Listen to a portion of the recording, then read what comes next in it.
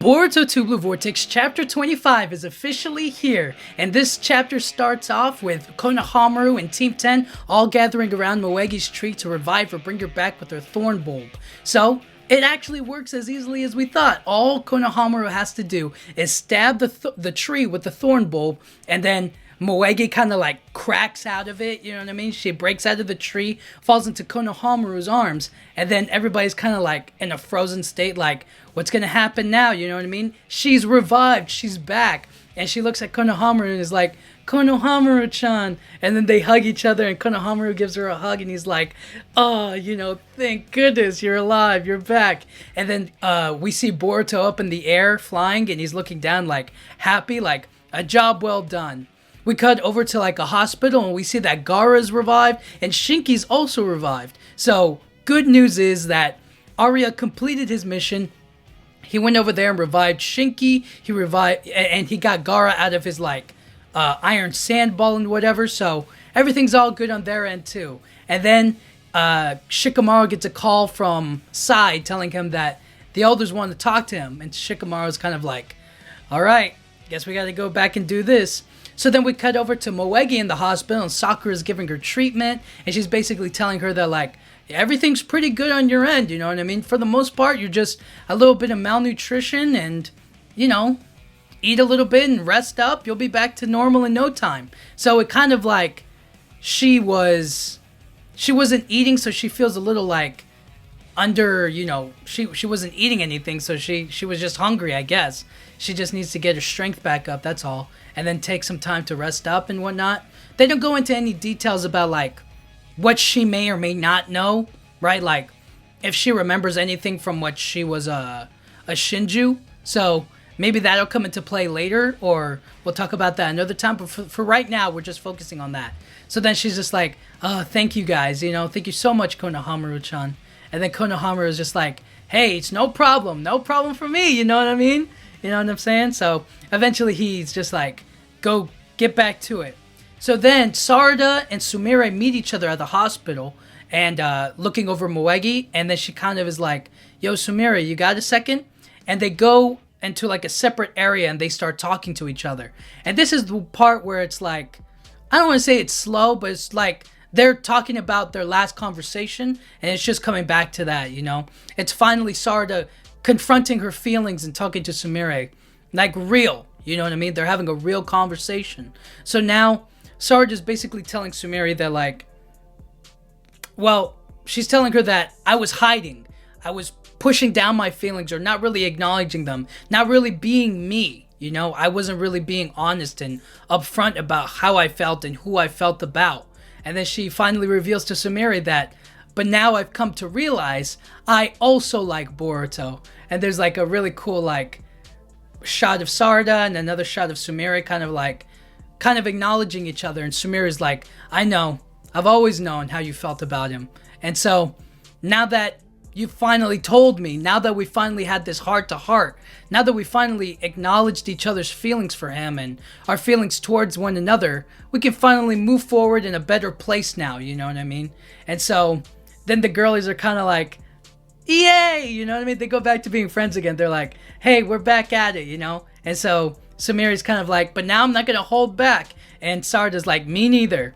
So then they go off, tra-la-la-la-la, you know what I mean? Having no cares in the world. And Ada's also spying on them with her Senrikan. She's like, how dare you? How dare you two have such an intense and private and juicy conversation without me around? And I have to spy on you guys? That's foul. And so she's like, is it the sensory unit? Or is it the mind transmission unit or whatever? Contact me to those girls. And that's the title of the chapter. So I thought that was funny. And so then we cut over to Himawari putting in that real work in. Finally, we're getting into the good stuff. Himawari starts training, focusing, meditating, and fighting Kurama in her like little area. You know what I mean? So they start fighting each other, and Kurama's like, smacking Himawari around. He's like, no, you don't get it, do you? And Himawari's just like, darn it. And Kurama has to teach her, like, you don't just punch with your arm. Don't just kick with your leg. Use your chakra. You need to have it envelop in your whole body.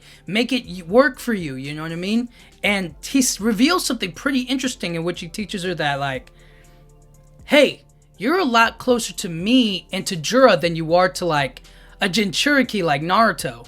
You know what I mean? It's like, you're like a human personification of chakra itself. You can't distinguish it in the same way that others can. You have to use chakra in your full body, you know? And that's a really cool line from Kurama, basically telling her that like she's like Kurama, the essence of chakra is her. You know what I mean? Like, you know how the Nine Tails or Kurama himself is chakra?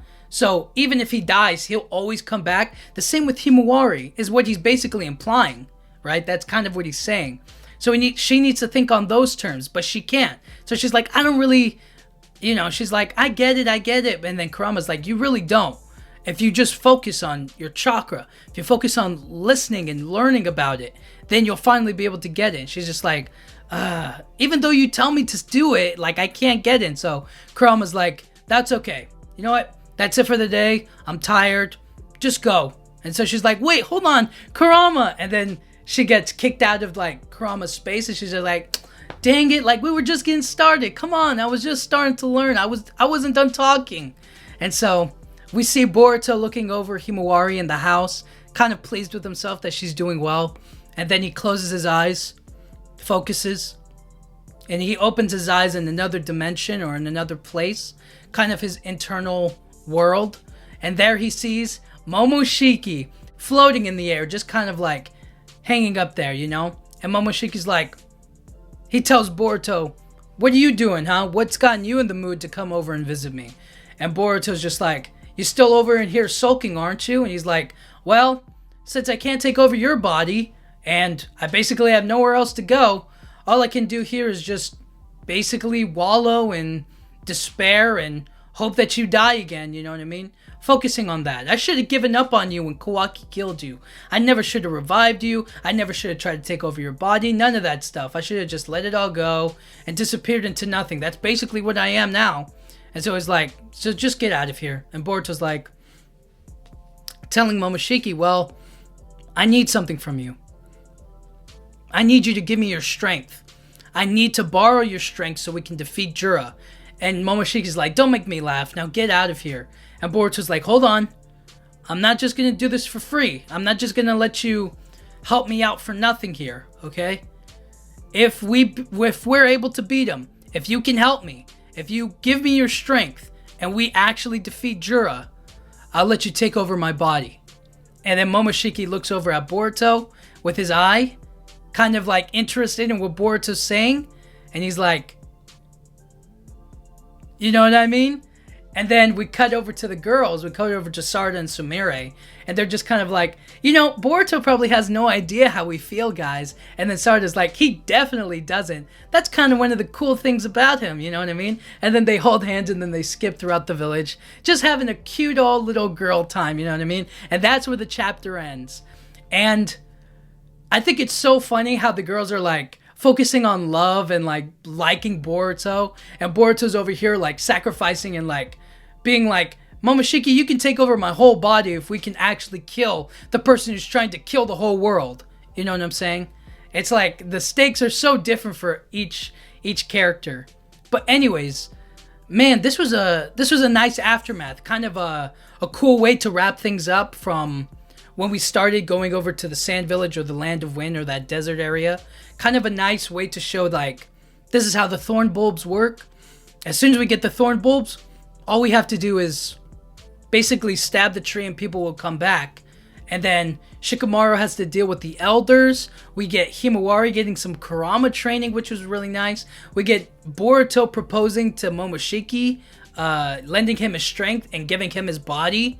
And then we see the girls finally have some like nice characterization. They have some nice moments where like they finally confront each other and are honest about their feelings. So story progresses by watching Moegi come back, Gaara come back, Shinki come back.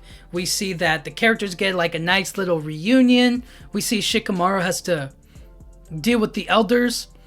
Sarada and Sumire get a little nice little moment and stuff. So I think in that sense things are picking up. Action wise, there wasn't like any action except for Himawari fighting with Kurama, which is like very short and small and few, you know what I mean? It wasn't like long. It wasn't a long, like, fight or anything. It wasn't a good training montage, but it's just to show us that she is training. So there is something in there. We see that the character building between Sumire and Sarda is like, you know, they're finally like love rivals, you know what I mean? Both going after the same shinobi, you know what I mean? Both going after Boruto. So they're able to be a lot more friendly now, and they're able to move forward, kind of working together, like not separated. They're more united, I guess.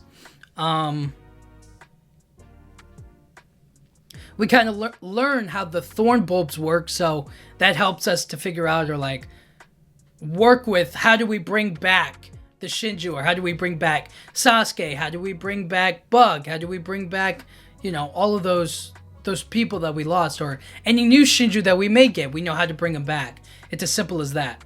And so next, satisfying ending. I mean, it was a cute ending, right? With the girls kind of like, oh my gosh, Boruto doesn't know that we like him, kind of a vibe. It would have been a lot more interesting if it ended with Boruto and Momoshiki, but he threw that proposal out there. I guess that's kind of towards the end, so it's kind of like, it's interesting. It's very interesting that obviously Momoshiki's gonna take that chance, right? Like, he kind of needs to, because then he gets Boruto's body. But I wasn't expecting Boruto to just give it to him, or like offer it, you know what I'm saying? So I don't know. Overall, I give this chapter an 8.7. I thought it was really, really good. I thought that it cleaned some things up nicely. It showed us the aftermath of reviving somebody from the trees. It showed us how the thorn bulbs work. It showed us that the characters are coming back and how they'll probably play a pivotal role moving forward, like Shinki and Gaara coming back. Maybe we'll get a 5 Kage summit soon, or they'll like have to work together again or something like that. Yeah, it's going to be really interesting moving forward. So, not to mention the Shinju, Bug Shinju, Mamushi's coming over to them. So we'll see how that all works out. But until then, until chapter 26, man, it's crazy. It's crazy. But right now, it seems like we're mostly like trying to wrap some things up or get ready for what's to come. You know what I mean? So I can't wait to see what happens next, and see how Shikamaru deals with the elders, Gaara coming back, Shinki coming back, Boruto and Momoshiki's like deal, how that affects things. And we didn't get any Kashin Koji. We don't know what he thinks about certain stuff, so we're gonna have to figure that out later. But overall, I give the chapter an 8.7. Yeah, this is gonna be really interesting moving forward. So thank you guys so much for watching. I'll talk to you guys all next time. Thank you.